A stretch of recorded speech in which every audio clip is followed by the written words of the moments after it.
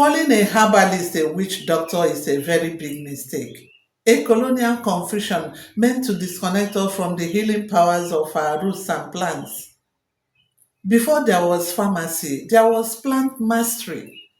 A herbalist knows which root or plant can cure malaria, fever, or even stomach pain.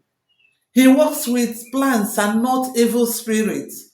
His aim is healing, not witchcraft. He doesn't wear lab coats, but he wears wisdom passed down from generation. If a herbalist gives you dongoyaro to treat malaria, that's science and not magic. But if someone asks you to sacrifice a human being for healing, that's witchcraft and not herbal practice. Ironically, many people who insult herbalists now drink imported herbal teas and call them detox. Let's be wise.